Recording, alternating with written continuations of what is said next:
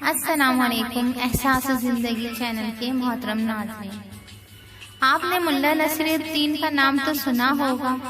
یہ شخص ترکی کا ایک مسخرہ تھا۔ جس طرح ہمارے ہاں ملا دو پیاسا اور شیخ چلی کے لطیفے مشہور ہیں، اسی طرح ترکی میں ملا نصیر الدین کے لطیفے بڑے مزے لے لے کر بیان کیے جاتے ہیں۔ کہتے ہیں ملا نصیر الدین یوں تو نہایت عقل مند اور عالم و فاضل شخص تھا، مگر لوگوں کی اصلاح اور تفریح کے لیے بے وقوف بنا رہتا اور ایسی حرکتیں کرتا کہ لوگ ہنس ہنس کے لوٹ پوٹ ہو جاتے۔ ملا نصیر الدین کے پڑوس میں ایک مالدار یہودی رہتا تھا، جو اتنا کنجوس تھا کہ کبھی کسی غریب اور محتاج کو ایک پیسہ نہ دیتا تھا۔ ملا نے کتنی مرتبہ اسے سمجھایا کہ خدا نے تمہیں دولت دے رکھی ہے، اسے غریب اور مفلس لوگوں پر خرچ کیا کرو، لیکن یہودی نے ملا کی کوئی نصیحت نہ سنی۔ آخر ملا نصیر الدین نے اسے سزا دینے کے لیے ایک ترکیب سوچی۔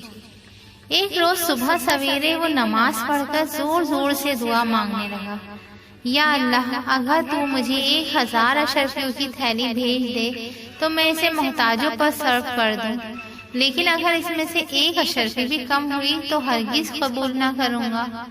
یہودی نے یہ دعا سنی تو سوچا، ملا بڑا ایماندار بنتا ہے، اس کی ایمانداری آزمانی چاہیے۔ یہ سوچ کر اس نے تھیلی میں 999 اشرفیاں بھری اور عین اس وقت جب کہ ملا نصیر الدین دعا مانگ رہا تھا، اشرفیوں کی تھیلی اس کے صحن میں پھینک دی۔ ملا نصیر الدین نے لپک کر تھیلی اٹھا لی اور اس میں سے اشرفیاں نکال کر گننے لگا۔ کل 999 اشرفیاں تھیں۔ ملا نے خدا کا شکر ادا کیا اور کہنے لگا، یا اللہ، میں تیرا شکر گزار ہوں کہ تو نے میری دعا قبول فرما لی۔ 1 اشرفی کم ہے تو کوئی بات نہیں، یہ اشرفی پھر کبھی دے دینا۔ یہودی نے جب ملا نصیر الدین کے یہ الفاظ سنے تو سخت پریشان ہوا اور دل میں کہنے لگا، یہ ملا تو بہت چالاک ہے، اس نے دھوکے سے میری اشرفیاں ہتھیا لی۔ وہ بھاگا بھاگا ملا کے پاس آیا اور کہنے لگا، تم بہت بے ایمان شخص ہو، لاؤ میری اشرفیاں واپس کرو۔ تم نے تو کہا تھا 1000 میں سے 1 اشرفی بھی نہیں ہوئی تو کم ہوئی تو واپس کر دوں گا، لیکن اب تم 999 اشرفیاں قبول کرنے پر تیار ہو۔ ملا نصیر الدین غصے سے کہنے لگا، تم کون ہوتے ہو مجھ سے اشرفیاں مانگنے والے؟ یہ تو میرے خدا نے مجھے بھیجی ہیں، جاؤ جا کر اپنا کام کرو۔ یہودی سیدھا قاضی کی عدالت میں گیا اور ملا کے خلاف مقدمہ دائر کر دیا۔ قاضی نے یہودی کو حکم دیا، ملا نصیر الدین کو بلا لاؤ، ہم ابھی فیصلہ کر دیں گے۔ یہودی نے ملا نصیر الدین کے پاس آ کے کہا، چلو تمہیں قاضی صاحب بلاتے ہیں۔ ملا نے جواب دیا، تم دیکھ رہے ہو کہ میرا لباس پھٹا پرانا ہے، میں اسی شرط پر جانے کے لیے تیار ہوں کہ تم مجھے اچھے اچھے کپڑے لا کر دو۔ یہودی نے یہ شرط بھی منظور کر لی اور صاف ستھرے کپڑے لا کر ملا کو دے دی۔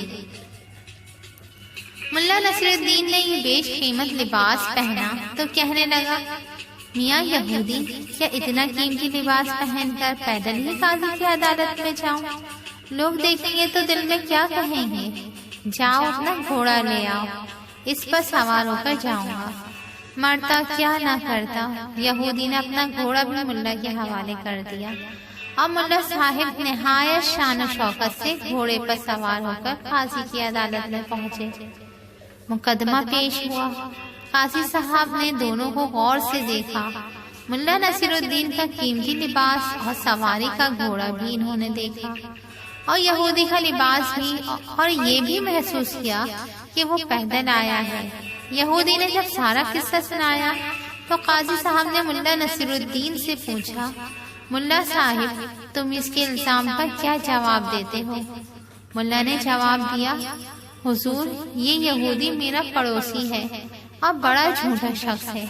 ابھی تو یہ کہتا ہے کہ میں نے اس کی 999 اشرفیاں ہتھیا لی ہیں، اور کچھ دیر بعد کہے گا یہ لباس جو میں پہنے ہوئے ہوں وہ بھی اسی کا ہے۔ یہ سنتے ہی یہودی چلا اٹھا، ہاں جناب، یہ لباس بھی میرا ہے، میں نے اسے پہننے کے لیے دیا تھا۔ ملا نے کہا، سن لیا آپ نے، یہ لباس بھی اس کا ہو گیا، اور ابھی دیکھیے یہ کہہ دے گا کہ گھوڑا بھی اسی کا ہے۔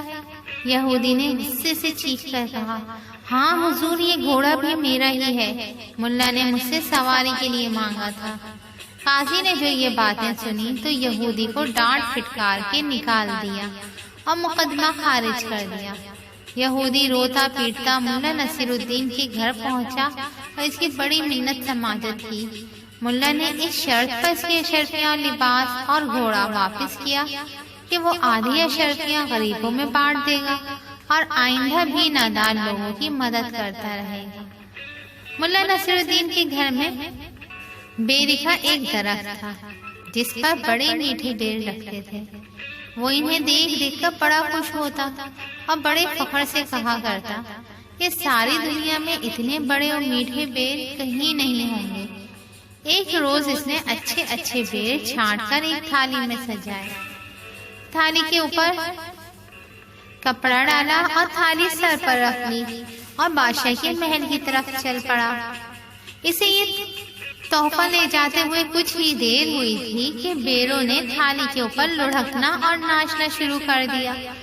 ملا کو بار بار تھالی کا توازن درست کرنا پڑتا تھا، مگر بیر تھے کہ نچلے نہ بیٹھتے تھے، کبھی ادھر کو لڑھکتے کبھی ادھر کو۔ ملا بیروں کی شرارت سے تنگ آ گیا اور ایک جگہ رک کر کہنے لگا، اگر تم نے ناچنا اور لڑھکنا بند نہ کیا تو میں تم سب کو ہڑپ کر جاؤں گا۔ یہ کہہ کر اس نے ایک مرتبہ پھر ترتیب سے بیروں کو رکھا اور تھالی سر پر رکھ کر آگے چل پڑا، لیکن بیروں نے پھر تھرکنا شروع کر دیا۔ اب تو ملا کو بڑا تیش آیا، راستے ہی میں ایک درخت کے نیچے بیٹھ گیا اور کہنے لگا، اچھا تو تم یوں نہ مانو گے، لو اب تماشا دیکھو۔ یہ کہہ کر اس نے ایک ایک کر کے بیروں کو کھانا شروع کر دیا۔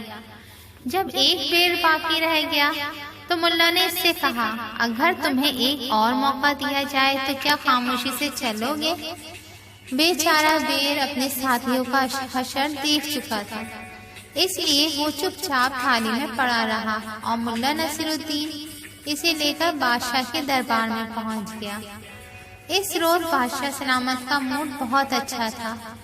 انہوں نے ملا نصیر الدین کا تحفہ مزے لے لے کر کھایا اور خوب تعریف کی۔ پھر ملا نے بادشاہ کو دلچسپ لطیفے سنائے جسے سن کر اس کے پیٹ میں بل پڑ گئے۔ شام ہوئی تو ملا نے رخصت ہونے کی اجازت طلب کی۔ بادشاہ نے اس کی تھالی ہیروں اور جواہرات سے بھر دی اور ملا ہنسی خوشی گھر آ گیا۔ ایک ہفتے تک وہ بڑا خوش رہا۔ اس کے بعد پھر اسے بیروں کا لالچ ہوا۔ وہ سوچنے لگا، اس مرتبہ بادشاہ سلامت کے لیے کیا چیز لے جاؤں۔ یکایک اس کی نظر اپنے گھر میں لگے ہوئے سرخ سرخ چقندروں پر پڑی۔ ملا خوشی سے اچھل پڑا۔ اس نے تحفے کے طور پر یہی چقندر بادشاہ کے پاس لے جانے کا فیصلہ کر لیا۔ اس نے جلدی جلدی ڈھیر سارے چقندر توڑے اور توڑ کر اپنی تھالی میں سجائے۔ تھالی کو سر پر رکھا اور بادشاہ کے محل کی طرف چل پڑا۔ راستے میں اسے ایک دوست ملا جس کا نام حسن تھا۔ اس نے پوچھا، ملا صاحب، اتنی شاندار چقندر تم کس کے لیے لے جا رہے ہو؟ بادشاہ سلامت کو تحفے میں دینے کے لیے، ملا نے جواب دیا۔ تحفہ اور وہ بھی چقندروں کا؟ ملا جی، تمہارا دماغ تو نہیں چل گیا؟ حسن نے کہا۔ کیوں، کیا ہوا؟ کیا چقندر بادشاہ کو تحفے میں دیے جانے کے لائق نہیں؟ ملا نے تعجب سے پوچھا۔ یہ کہہ کر اس نے چقندروں کو غور سے دیکھا۔ اب اسے محسوس ہوا کہ واقعی چقندر اس قابل نہیں کہ بادشاہ کو تحفے میں دیے جا سکے۔ اس نے حسن سے پوچھا، بھائی تم ہی کچھ بتاؤ، میں ان کے بجائے اور کیا چیز لے جاؤں؟ انجیر لے جاؤ، پکے ہوئے رسدار۔ حسن نے ملا جی کو مشورہ دیا۔ ارے واہ، یہ تو تم نے خوب بتایا، ملا نے کہا۔ غضب خدا کا، مجھے پہلے کیوں نہ خیال آیا کہ بادشاہ کے پاس انجیر لے جائے جانے چاہیے۔ وہ الٹے پاؤں بازار کی جانب چلا اور ایک دکاندار سے چقندروں کے عوض پکے رسدار انجیر لے لیے۔ اب سنو، اس روز بادشاہ سلامت کا مزاج بہت گرم تھا۔ درباری، امیر اور وزیر سب سہمے ہوئے تھے۔ ملا صاحب معمولاً اچھلتا کودتا بادشاہ کے سامنے پہنچا اور تھالی اس کے آگے رکھ دی۔ کیا ہے اس میں؟ بادشاہ نے گرج کر پوچھا۔ حضور، انجیر ہے، آپ کے لیے لایا ہوں، ذرا چکھ کر تو دیکھیے۔ بادشاہ کے غصے کا پارا اور گرم ہو گیا۔ اس نے کڑک کر سپاہیوں کو آواز دی اور انہیں حکم دیا، یہ سب انجیر ملا کے پھینک کر مارو اور خوب زور سے۔ ملا نے یہ حکم سنا تو سر پر پاؤں رکھ کر بھاگا، لیکن سپاہیوں نے اسے پکڑ لیا اور انجیر مار کے اس کا منہ سجا دیا۔ جب انجیر ختم ہو گئے تو سپاہیوں نے اسے چھوڑ دیا اور وہ تیر کی طرح وہاں سے رفو چکر ہو گیا۔ راستے میں ملا کو حسن ملا۔ ملا فوراً اس کے گلے سے لپٹ گیا اور کہنے لگا، پیارے بھائی، اگر میں تمہاری نصیحت نہ مانتا تو میری ہڈی پسلی ایک ہو جاتی، خدا تمہیں جزائے خیر دے۔ حسن نے ملا کی یہ حالت دیکھی تو اسے سخت تعجب ہوا اور کہنے لگا، آخر کچھ بتاؤ تو، کیا واقعہ پیش آیا؟ ارے بھائی، بس بال بچ گیا، خدا تمہارا بھلا کرے، میں نے تمہاری نصیحت مانی۔ کون سی نصیحت؟ حسن نے جھنجھلا کر پوچھا۔ ارے بھائی، وہی چقندروں کے بجائے انجیر لے جانے کی۔ اف خدایا، اگر میں وہ بڑے لوہے جیسے سخت چقندر لے جاتا اور بادشاہ کے سپاہی وہ مجھ پر پھینکتے تو سچ مانو میرا تو کچومر ہی نکل جاتا۔ خدا کا لاکھ شکر ہے میں نے تمہاری رائے کا عمل کیا، ورنہ چقندر توبہ۔ پیارے بھائی، اللہ تمہیں اس کا اجر دے۔ اور حسن ہنسی منہ میں دبائے ملا جی کو دیکھتا رہا۔ کہانی ہوئی ختم۔ السلام علیکم۔ احساس زندگی